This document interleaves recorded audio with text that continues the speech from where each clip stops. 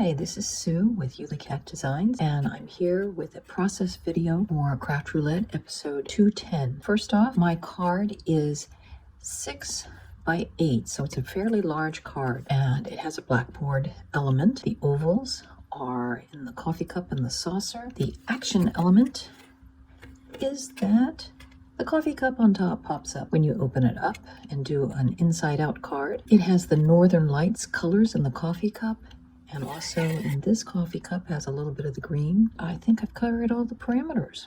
It's just black cardboard that I heat emboss the different sayings onto.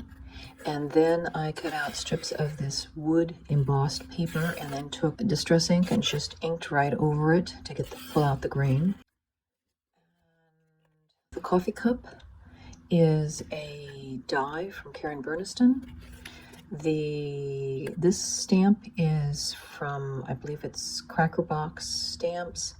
The sentiments are from Riley & Company. They're funny bone ones. And that's my card, my process video here for Craft Roulette episode 210.